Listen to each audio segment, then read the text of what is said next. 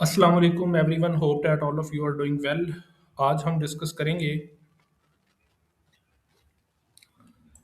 TPTA 519, TPT-B 519 एंड TPT-C 519 assignment number one solution के हवाले से। इस असाइनमेंट नंबर वन सोल्यूशन के हवाले से आपको किसी भी किस्म का कोई इशू होता है या आपने कोई भी पॉइंट डिस्कस करना है तो आप हमारे व्हाट्सअप नंबर के ऊपर डिस्कस कर सकते हैं। इसके रिलेटेड आपको सबसे जो इम्पोर्टेंट चीज़ है वो ये बता दें कि आपने इस कोर्स के अंदर करना क्या होता है। तीनों कोर्सेज के अंदर आपने अपने नियर बाई किसी स्कूल को सिलेक्ट करना होता है। वहाँ पे आपने 6 हफ्ते या 8 हफ्ते के लिए जाना होता है। वहाँ पे आपने प्रैक्टिस करनी होती है टीचिंग की, डिफरेंट एक्टिविटीज़ करनी होती हैं, लेसन प्लान बनाने होते हैं, अदर आपको जो ऑब्जर्वेशंस दी जाती हैं, रिपोर्ट्स आपने बनवानी होती हैं। वो डिफरेंट काम होता है जो कि आपने अपने इस कोर्सेज को क्लियर करने के लिए करना होता है। तो अब आपने अपनी यूनिवर्सिटी को इस चीज़ के बारे में इन्फॉर्म करना है कि मैं फ़लाँ स्कूल के अंदर मैंने जाना है, फ़लाँ स्कूल के अंदर मैंने जो है वो अपनी ये प्रैक्टिस करनी है टीचिंग की, ठीक है? तो उसको करने के लिए आपको यूनिवर्सिटी को स्कूल जो आपने सेलेक्ट किया होता है, फॉर एग्जांपल हम ये TPTA या TPT-B की जो हमारे पास फाइल है, इसको अगर हम ओपन करते हैं तो आप यहाँ पे देख सकते हैं कि यहाँ पे मेंशन है कि जी आपने स्कूल सिलेक्शन फॉर्म, आपने जिस स्कूल के अंदर जाना है प्रैक्टिस के लिए, उस स्कूल की आपने इंफॉर्मेशन जो है वो प्रोवाइड करनी है, ठीक है? ए में भी आपने करनी है, बी में भी करनी है और सी में भी करनी है।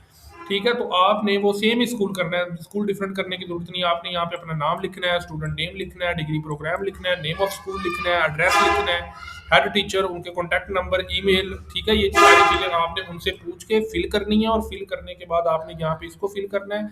यहाँ पे आपने जो है वो क्लासेस और सब्जेक्ट सेलेक्ट करने हैं। आपने 3 क्लासेस सेलेक्ट करनी होती हैं। अब यहाँ पे डिपेंड करता है कि आपने क्लासेस कौन-सी सेलेक्ट करनी है।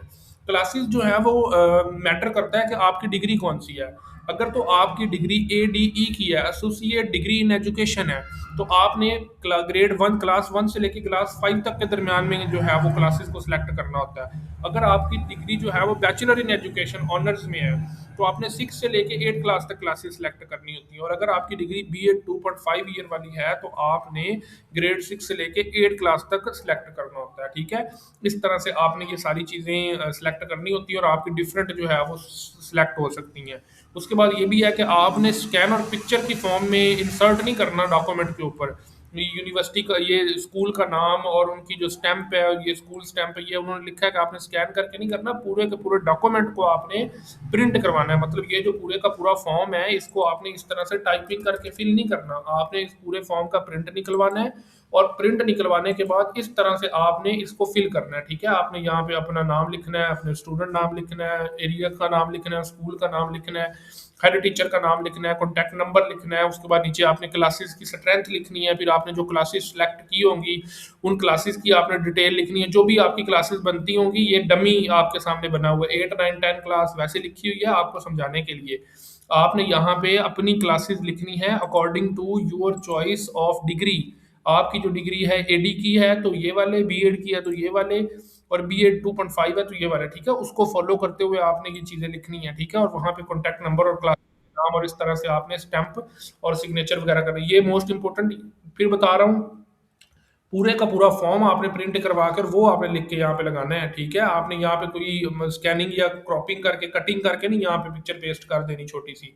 पूरे का पूरा आपने प्रिंट निकलवा के, ठीक है? और इस तरह प्रिंट निकलवाने के बाद फिर आपने जो है वो ये सारी कंप्लीट करनी है और इस तरह से जो है वो फिर आप अपनी वर्ड फाइल के ऊपर वो उन पिक्चर्स को ऐसे पेस्ट कर देंगे, तो आपका कंप्लीट हो जाएगा।